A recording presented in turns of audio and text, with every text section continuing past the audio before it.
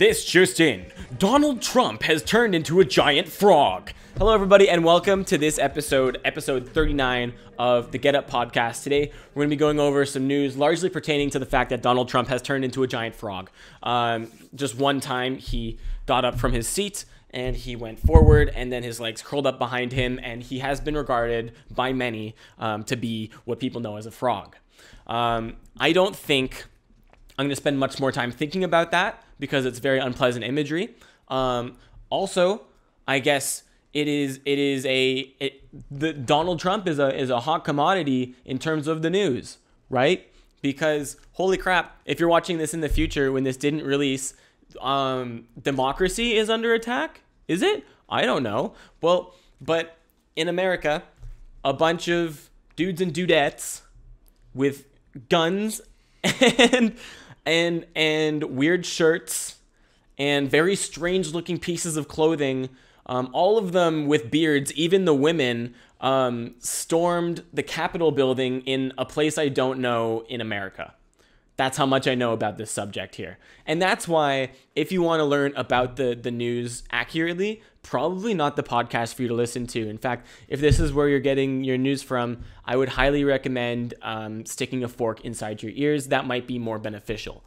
I was looking through audio equipment for this podcast, and I really want to step things up with like a cool, legit looking mic. And then I watched a comparison between the mic that I was going to use and then the mic that I did end up getting. And I couldn't tell the difference, but I really wanted to spend the money. I haven't bought it yet, but like, boy, oh boy, I'm coming close because it just seems better somehow. And I need to watch more comparison videos. Maybe that was a troll video, like an anti-buying this new mic, the Shure MV7.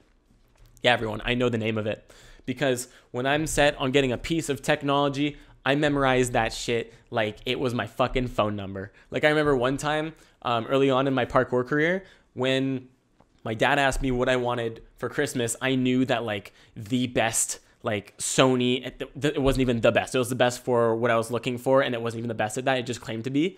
It was called the Sony HDR-CX 110B high def flash camcorder, and I just like memorized that. And every time that he would ask me, like, no, but seriously, what do you want for Christmas? I'll go, the Sony HDR-CX 110B high def flash camcorder, Dad. Like, I didn't get that, which makes sense. Right? It makes a whole lot of sense considering I just bothered him about it the whole time. And I never did end up getting the Sony HDR-CX 110B high-def flash camcorder. But boy, oh boy, it is burned into my head like a groove in my brain. And that's what happens when you memorize things like that when you're a teenager as opposed to memorizing the Pythagorean theorem. What? A squared plus B squared equals... MC squared, what? Never memorized that because I'm so cool and I do other things. Just kidding. Did you get lost there? So did I. Let's get back to the program here. But yeah, so I guess I've just decided to focus myself really hard on this mic, for better or for worse. But I'm going to hold off on getting it because I told myself I would only get it if I got to episode 50 of the podcast. This is episode 39, so it would be kind of pulling the trigger early, which is not unusual for me. You know, if my impulse for like impulse buying was like a gunman on a target range, where am I going with this? Then he would have like a really itchy trigger finger and would probably shoot like all of like the people targets. And he would probably shoot like a person cleaning the course just because like his finger just always is going. It's like one of those like diddling machines that like you could use possibly for masturbation, for any gender that you are. You could just play the banjo, play the fiddle all night long, baby. That's not what I would do personally. And that's a crazy little metaphor that we just visited there. And that's what this podcast is. It's just like, it's a little hangout. We sit down, we get chill. I've achieved new levels of chill. Smoked a little weed before this. You can't smoke weed and perform at your best, Josh. That's what they told me in the anti-drug programs in school. And they're probably right. they're probably right. Definitely wouldn't say I'm at my best while high, but it's just where I'm at, you know? And you play where you're at, kids. When you want to keep going and doing something, you set your mind to something, kids. What you got to do is do it every day, no matter how you feel. Okay? A little bit of life advice from me to you. Because isn't that funny when a podcaster wants to tell you advice? Maybe someone should tell them advice, such as, don't start a podcast if you're going to give people advice. Because you're just giving yourself advice. That's just me being overcritical. It's not directed at anyone. If it was, I would have stated it. You know? Don't want to throw anyone under the bus. But I do want to talk in a little Brooklyn accent. You know? Sometimes when I get a little thing in front of me, I want to push it. A little button. And then I kind of lost the accent there. And I don't even think that's Brooklyn. I think I'm just talking like this. Like, if I had that accent and I wanted my cat to get over here, I'd go, hey, cat, come over here. But I don't have that accent, so instead the way I say it is, but in New York they go, hey, cat, come over here. Come over here. Hey, puss, puss, baby, baby, baby. That's what they do out there. They don't know that if you just go like this,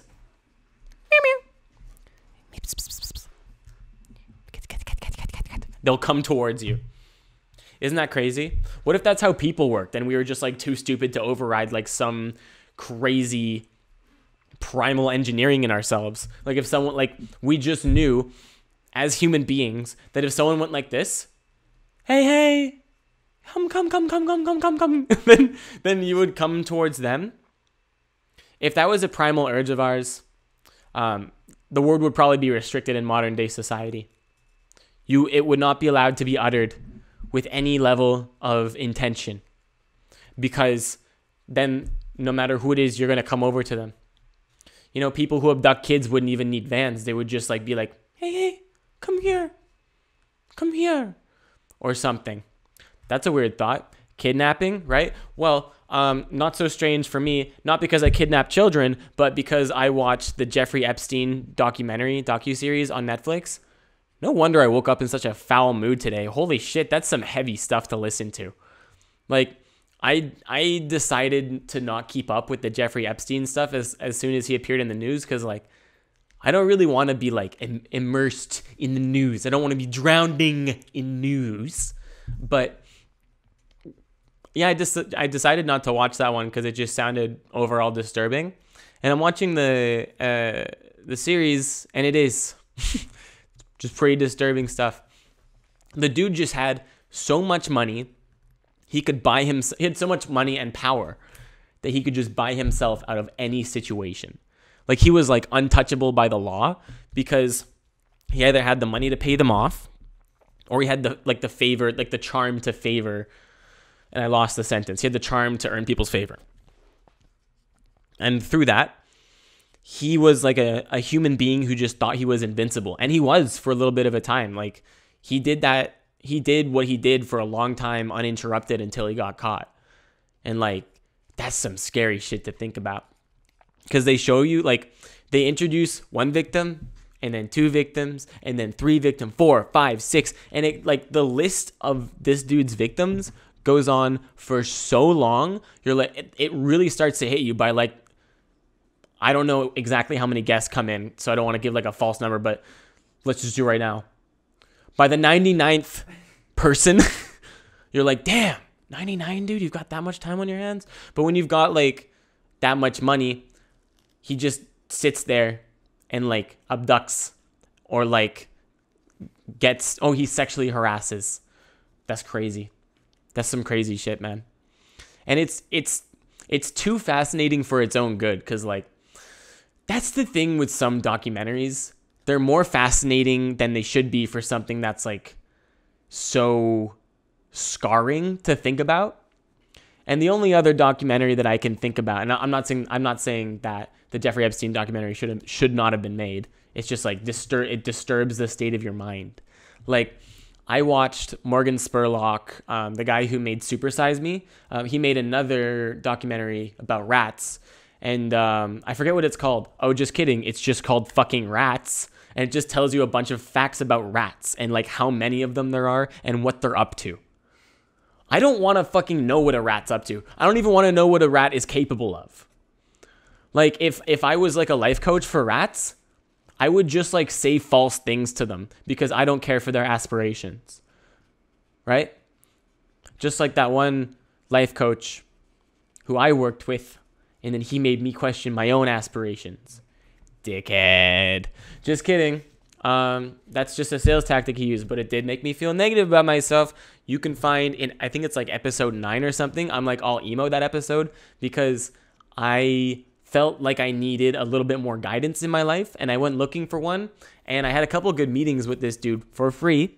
And then as soon as money joined the picture, it was like thousands of dollars, and I was like, no thank you. And then he knew some of my goals and some of my fears and knew I was an insecure person, and he was like, without this coaching, I don't see you being able to achieve these goals this year, dude. And I was like, what the fuck? That blew my mind that someone would just say that to me so that they could earn my money. They would rather I doubt myself and give them money than not give them money and achieve my goals, which I get it. Like if your MO is to just get the money, cool.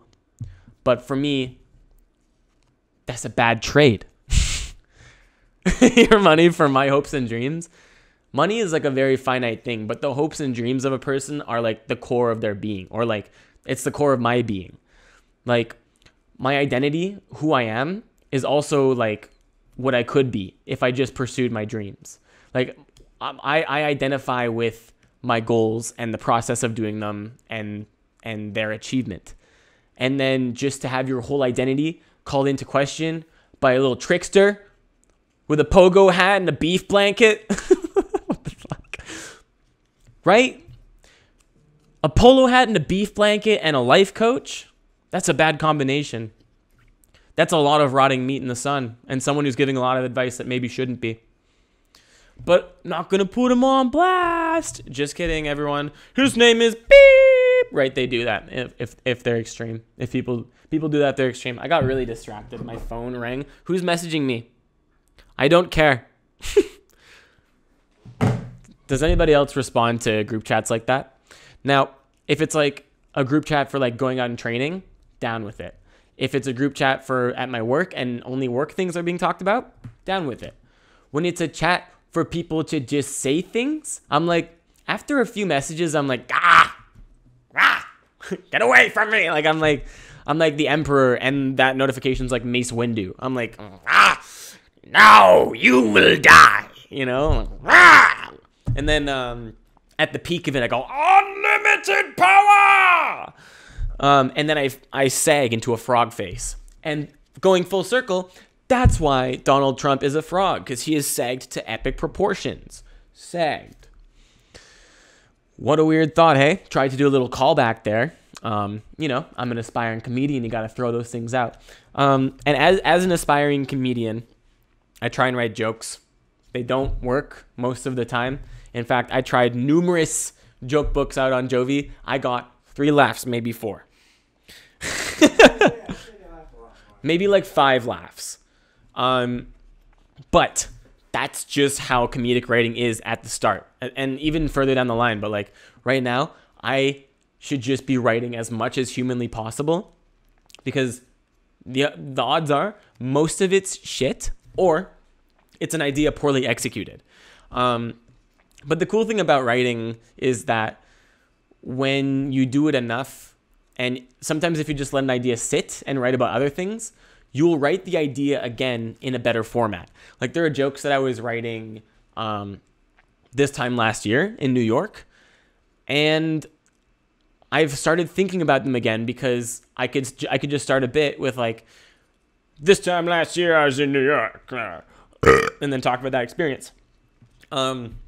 And I wrote about it while I was there, but now that I have a year of distance from it, I'm able to contextualize it a little bit better. Like it's pretty tough to write or to tell a joke about anything that's just happened to you because you haven't contextualized it yet. because everything that's happening to you in the now is everything that's happening right now. What? Isn't that insane? Or is that just me being high and saying weird things? What's the time that we've recorded? 15 minutes, baby. I can't see the time on the TV. It's all blocked. So, in interest of being a better comedic writer, I was writing on the bus today because I'm trying to just squeeze in whatever writing I can. And I woke up feeling angry because I didn't sleep enough last night, because I stayed up too late watching the Jeffrey Epstein documentary, because I ate a lot of energy food and even drank a caffeine beverage before going to bed, because I thought that I was going to do a podcast at night, and then we just decided that it was too late. I also just didn't have the energy, even though I had had all that energy food. It just like kept me going at a very low level, and I was just like suffering. I was like, ugh. So I didn't sleep much last night, and that's how you know I'm tired.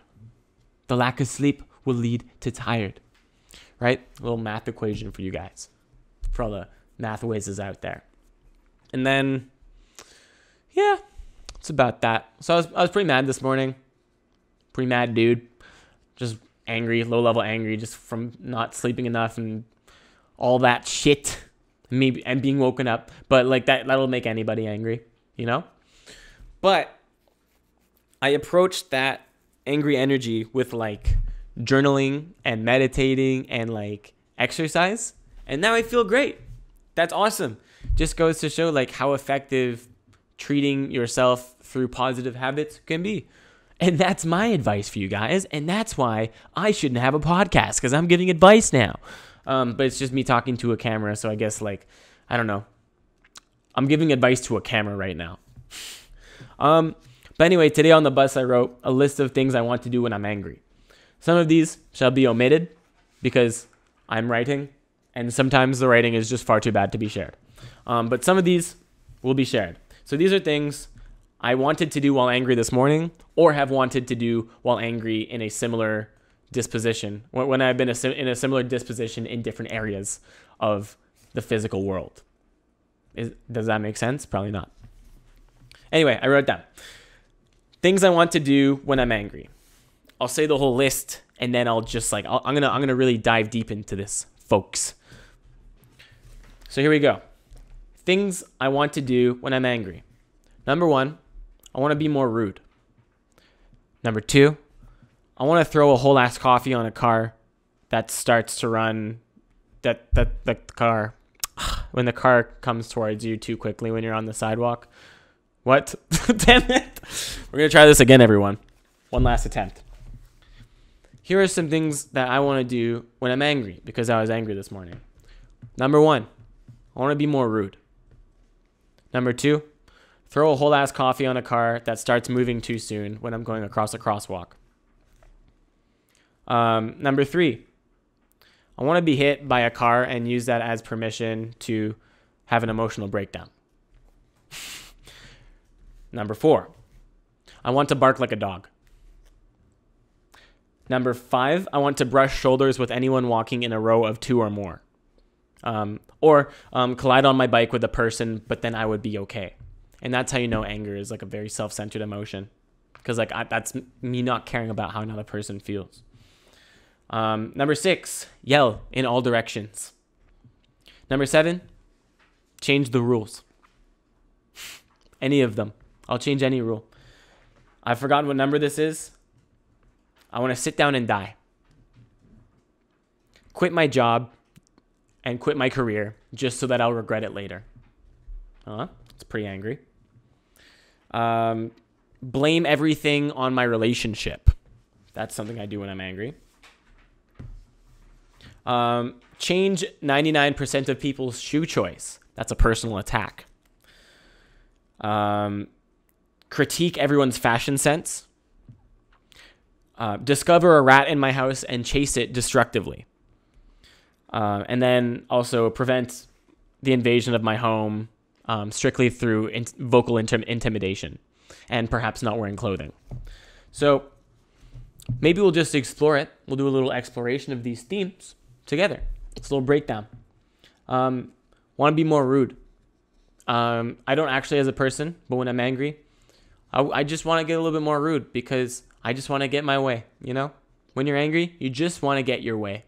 That's the need at the core of like being angry. Like perceived injustice, I think, is the core of anger. And then, yeah, so I guess I just want to be more rude when I'm angry.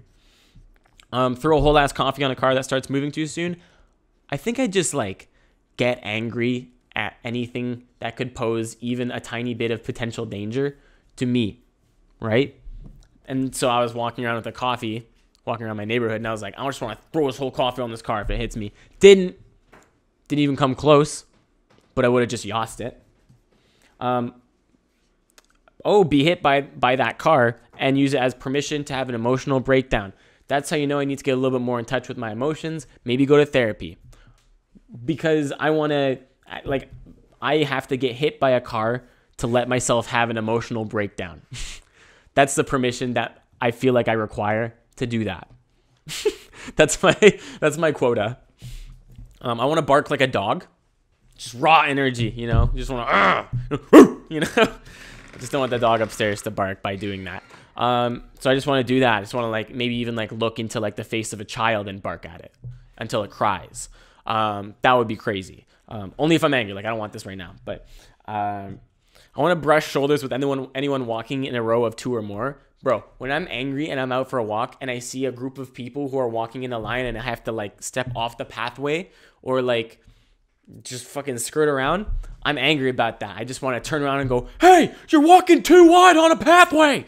I actually don't want to do that, but I did see some dude do that one time on the seawall.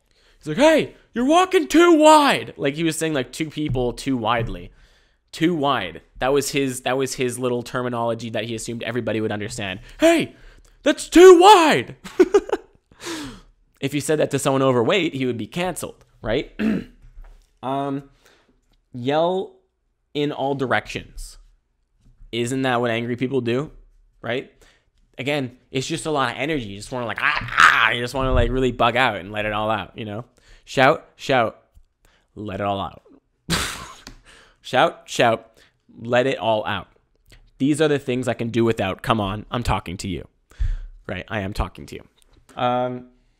Here's a really interesting one. Change the rules. I just want to change the rules. Like no matter where I am, if I'm angry, I want one of the rules to change. Like I just want to, like if I'm like mad at school, I just want to be like, they should fucking allow bubble gum in here. Or like, I fucking wish I could wear a hat. Or like,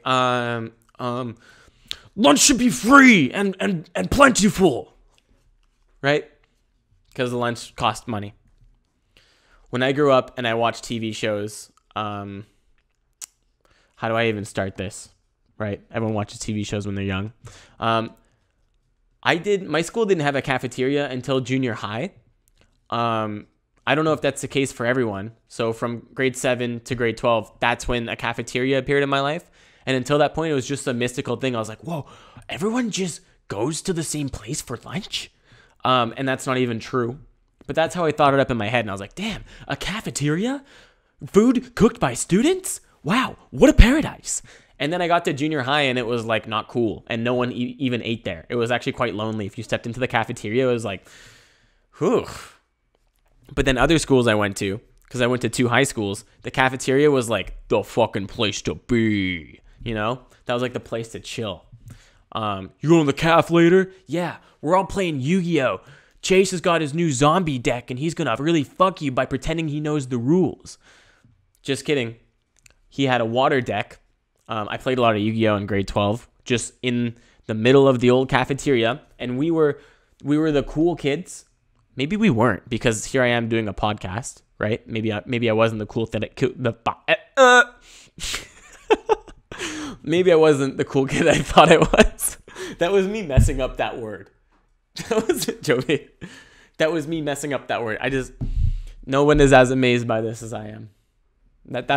Those were the sounds that came out of my mouth when I messed up a word. Anyway, I'll probably put this list down now. All right, so was the list funny? Yes. Was the way I said it funny? No. Was the amount of time that I spent on the list okay? I don't know. I just decided to pursue it and see where it went. but probably not as entertaining as I thought it would have been. But the list itself, the fact that I wrote it, that is funny to me. And you can't take that away from me. I remember when I was back in school. Just kidding. Every one of my stories starts like that.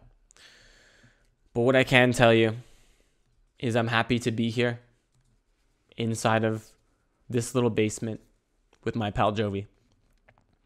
He's doing so well with his little animation stuff. He's fucking killing it.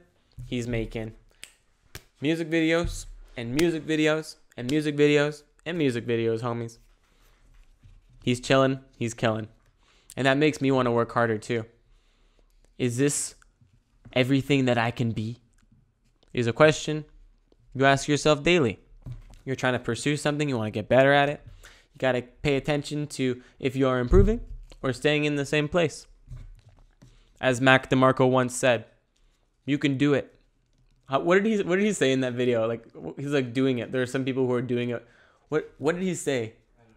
The importance is just doing it. And he said that he does it to a certain extent, but if you do more than him, then that's okay.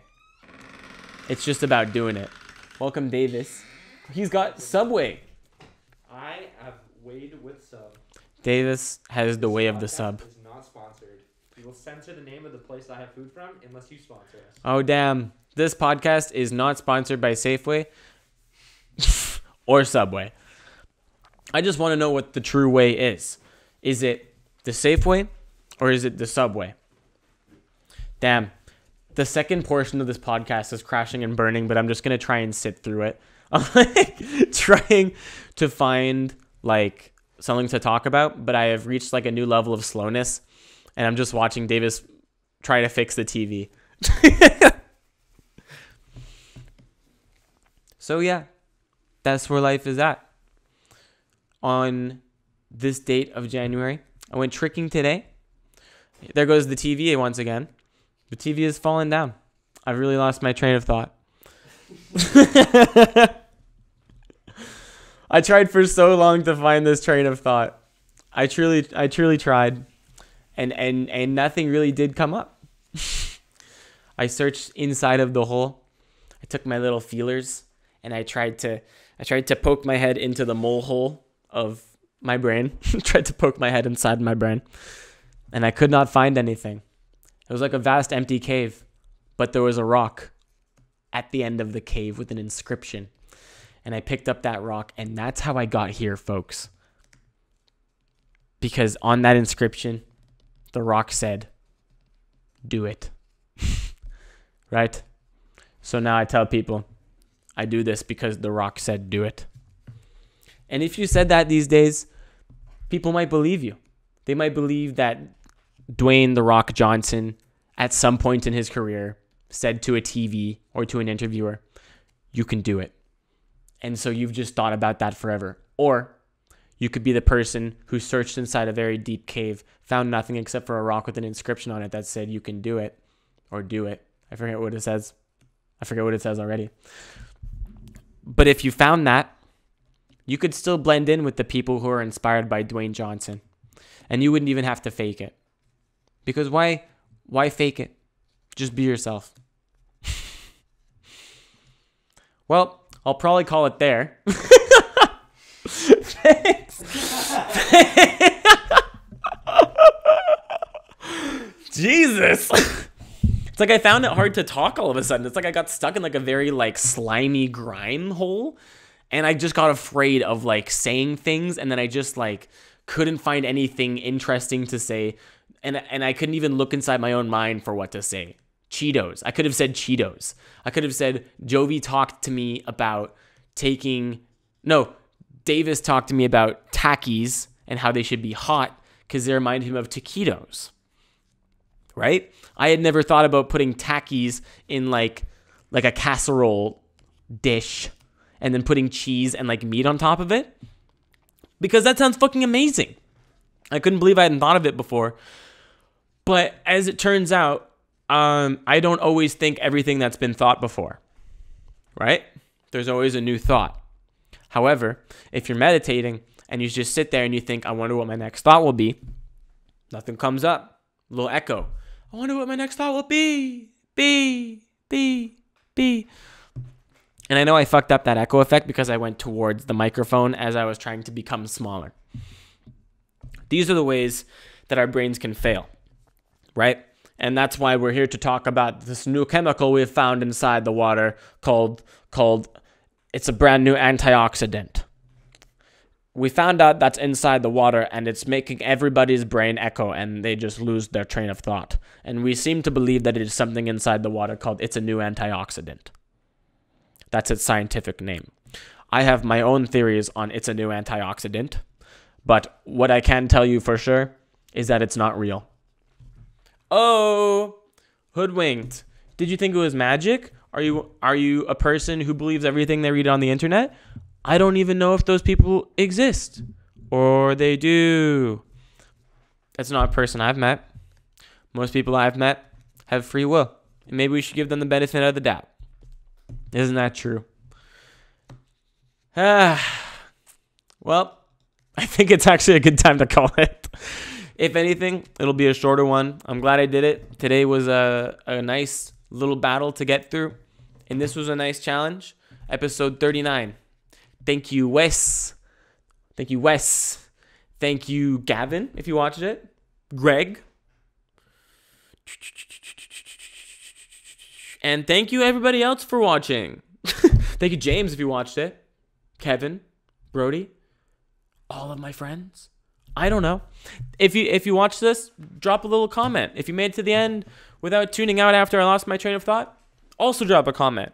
Because that was interesting. We were just swimming through the ocean. And sometimes that happens. Sometimes you sink, sometimes you swim. And I'll call it there, and I'll call it there. Catch you on the flippity flop in the dick hole.